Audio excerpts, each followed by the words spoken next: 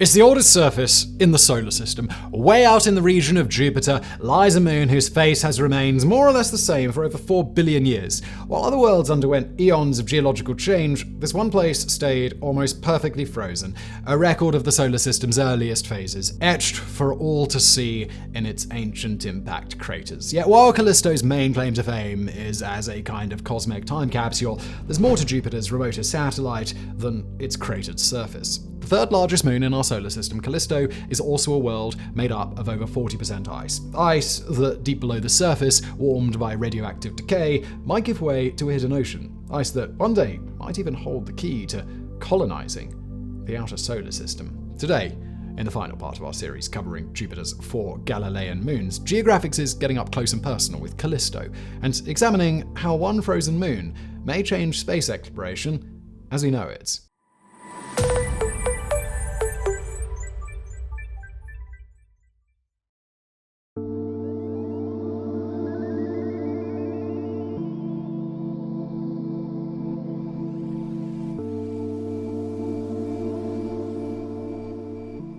In the whole of our solar system, there are only 3 moons so gigantic they compete with some planets in size. The first 2 we've already covered on this channel. Ganymede is Jupiter's greatest satellite, while Titan shines high in the skies over Saturn. Yet, while Ganymede may hog all the Jovian limelight, it isn't the only monster orbiting the king of planets. Callisto, likewise, is so vast it'd put dwarf planets like Pluto and Ceres to shame. With a diameter of 4,800 kilometers, Callisto is almost the same size as Mercury, a mere 100 kilometers smaller. Of course, though, size isn't the same as mass, and in terms of massiveness, Callisto doesn't even come close to touching the first planet. Partly that's because Mercury is the densest terrestrial body by a huge margin. Partly that's also because of Callisto's structure. With anywhere between 40 and 50% of its body being made up of ice, this moon is surprisingly non-dense. The celestial equivalent of a box that looks hella heavy but is really just full of styrofoam. Remarkably, it seems like Callisto's interior may be equally messy. While most planets and large moons are thought to have well-defined layers consisting of a core, mantle, and crust, the jury is out on whether Callisto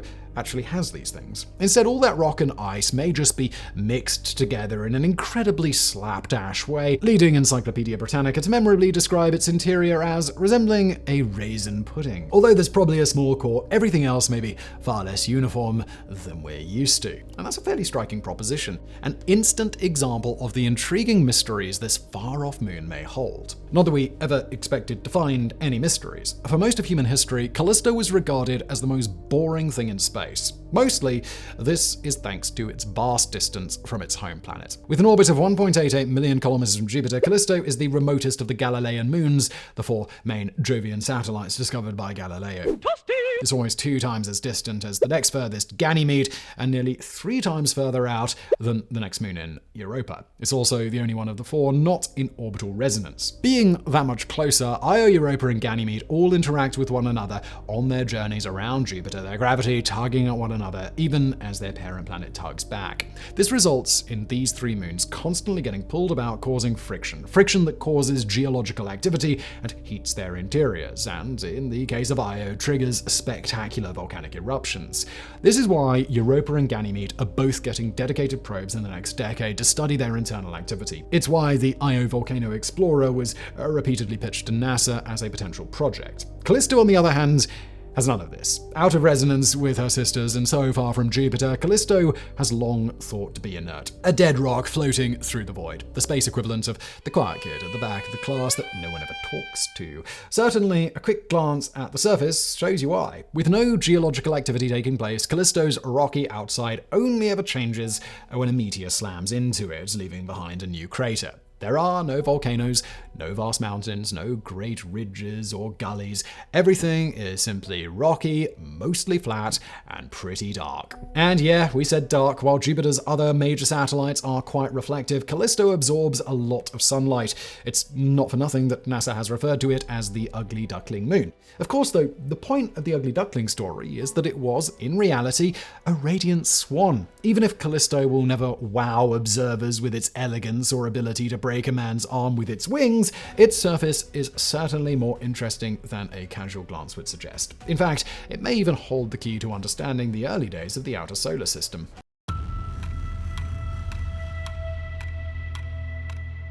When looking at a picture of Callisto, there's one thing that jumps out: all those white patches dotting its face like a greasy teen with a bad case of acne. Thankfully, those patches aren't really filled with cosmic pus, but traces of water ice. That's important because if we ever want to fulfill all of our childhood dreams and set up a base in the outer solar system, it needs to be somewhere with ready access to water, and with deposits of water ice on the surface, Callisto could be perfect. But this is something we'll come back to in a later chapter. For now, let's turn our attention instead to the other very obvious thing about Callisto's surface: the craters. Across the 4 billion years of its existence, the moon has been pummeled by asteroids over and over again.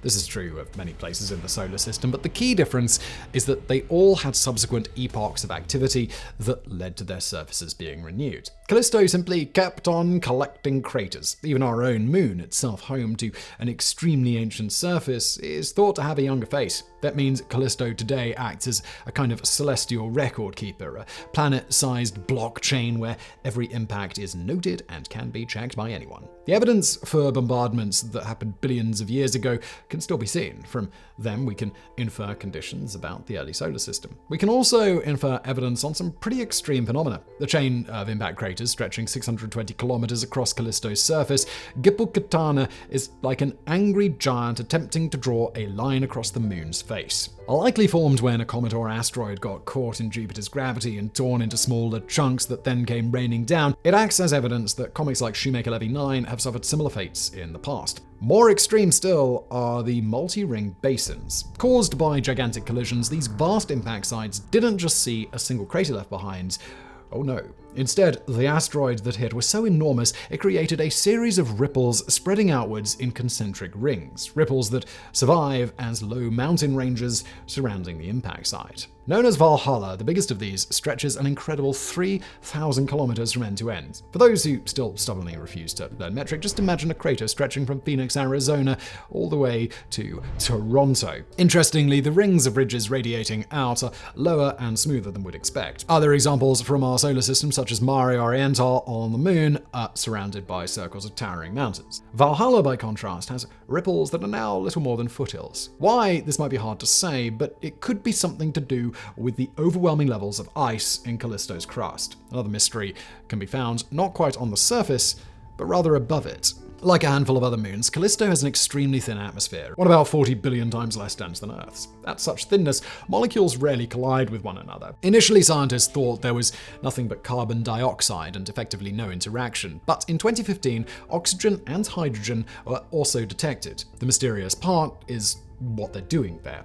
Normally, such an atmosphere would disappear over time, swept away. That it's still there suggests there's some kind of unknown mechanism replenishing it. But if the atmosphere of Callisto is intriguing, then what's below the surface takes things to a whole other level. Deep down in the depths of this remote moon, there's a chance that a briny ocean might exist, a secret sea, forever shrouded in eternal night, a sea that may just be home to alien microbes.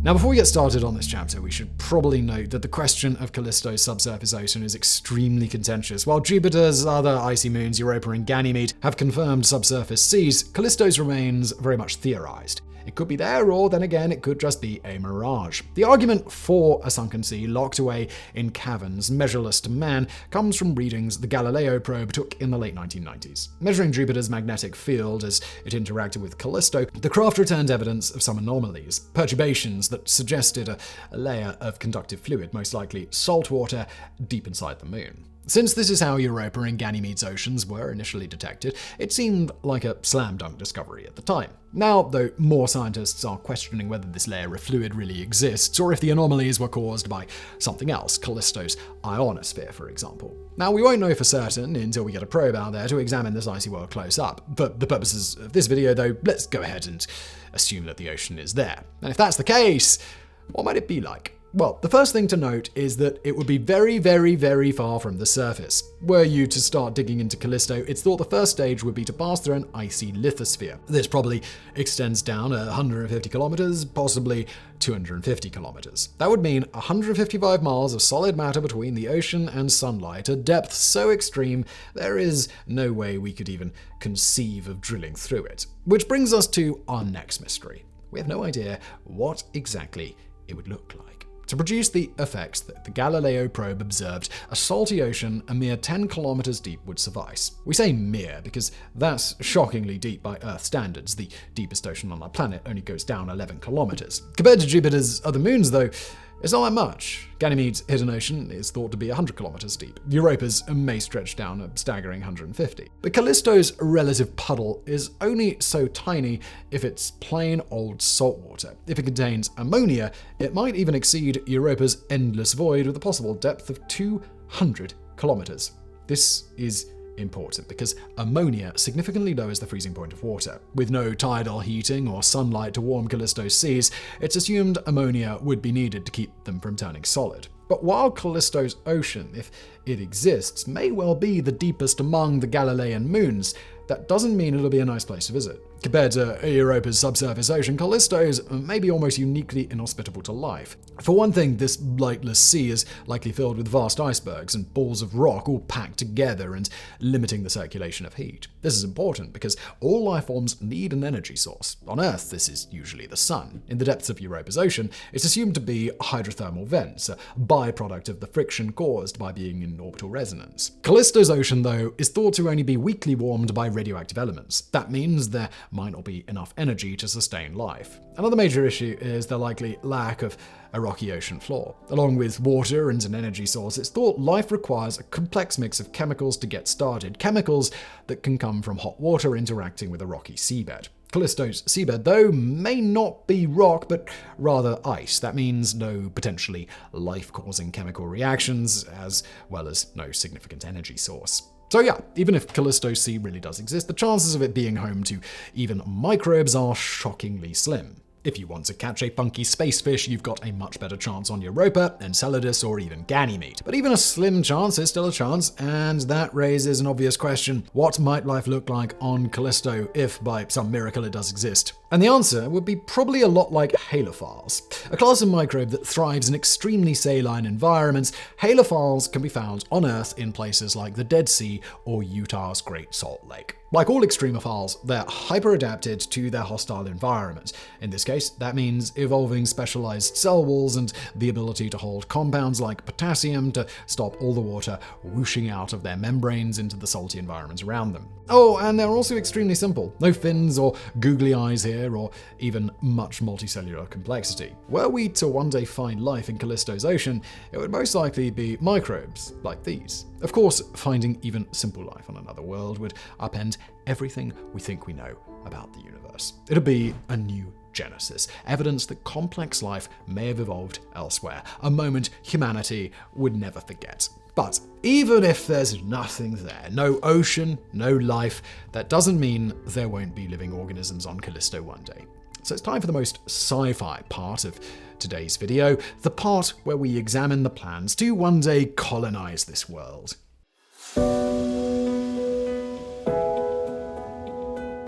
Back in the heady bygone days of 2003, NASA got involved in a beautiful fever dream that went by the acronym of HOPE. Standing for Human Outer Planets Exploration, HOPE's task was to undertake a conceptual study on one day colonizing the outer solar system, to find a place where it would be physically possible for humans to build and sustain a base, even if the technology didn't yet exist to do so. You can probably already guess the Jovian moon they wound up selecting. In an age today where Elon Musk is talking about colonizing Mars and NASA and China are both planning moon bases, it can be tempting to wonder what Callisto has that other locations don't. But make no mistake, Callisto is perhaps humanity's best colonization bet beyond the asteroid belt, and for two reasons: radiation and water. So let's start with water, since we already hinted at it earlier in the video. As an astronomical body with an abundance of water ice on its surface, Callisto offers an easy way to keep colonists alive, allowing them to grow their own food and even create rocket fuel for additional journeys. So important is H2O to any space endeavor that NASA's upcoming moon base is limited to the lunar South Pole simply because that's where the ice is thought to be. Callisto, by contrast, is pockmarked with the stuff, meaning future colonists would have their pick of where to land. Yet water ice isn't the only thing this Jovian moon has going for it. There's also radiation, or rather, the lack of it. Like Callisto, Europa and Ganymede also have an abundance of water ice at their surfaces. Unlike their sister, though, they orbit closer to Jupiter, so close that they're blasted by the host planet's magnetic field, dousing them with radiation levels that would be lethal to humans. Callisto, though, is far enough away to be safe. Astronauts on the surface would experience a mere 0.01 rems a day, about 12 times the average background level on Earth. Even that could be reduced simply by using basic shielding techniques when constructing the base. Nor do the advantages of Callisto stop there. The lack of geological activity on its ancient surface severely reduces the chance of some sort of disaster. Barring an asteroid impact, a base built there could be expected to remain intact for a long time. And that means it could potentially be used for all sorts of awesome stuff. The HOPE study envisioned using Callisto as a launching pad for missions to Europa, perhaps with colonists remotely controlling a submarine sent to explore its dark oceans.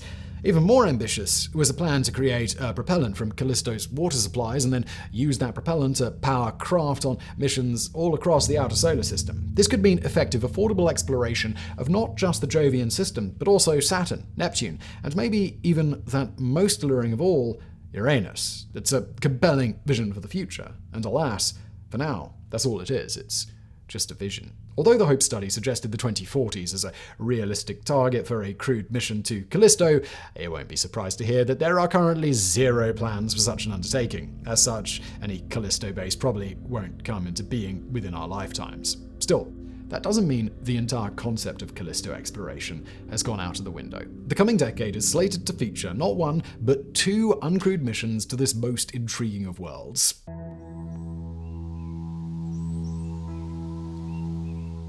For fans of the Jovian system, the next 10 to 15 years are going to be like all your Christmases coming at once, with a sprinkling of Thanksgivings thrown in for good measure. For starters, there's NASA's upcoming Europa Clipper mission, a perennial favourite on this channel, which will examine Europa's subsurface ocean for potential signs of life. But that's the appetizer. The science tapas before the main course, or maybe we should say the main smoothie.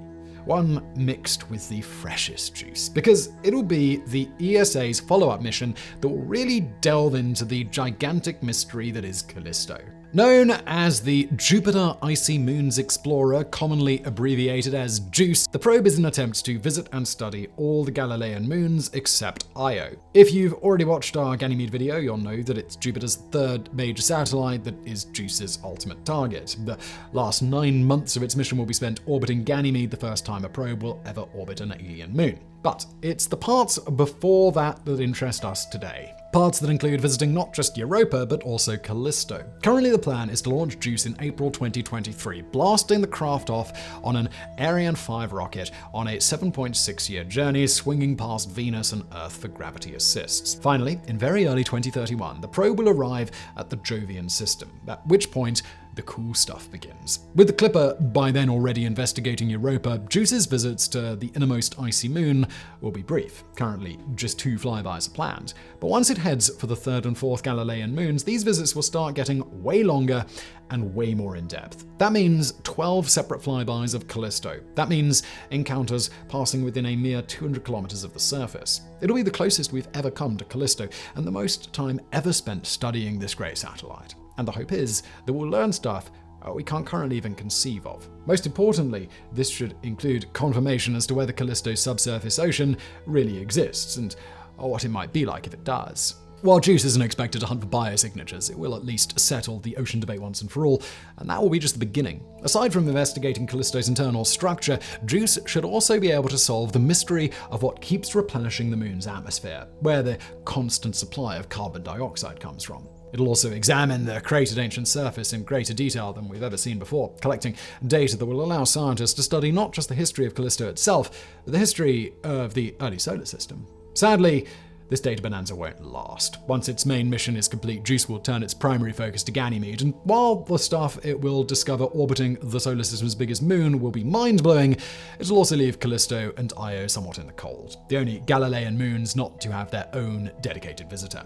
At least until Tianwen 4 finally arrives. Only properly announced in September 2022, Tianwen 4 is China's most ambitious space mission yet. A 2-part probe that will both visit the Jovian system and lovingly probe Uranus. Before the announcements, it was rumored that the Jovian part of the probe might investigate the swarm of asteroids in Jupiter's orbit known as Trojans, but we now know that isn't the case. Instead, Tianwen 4 will place a probe into orbit around Callisto.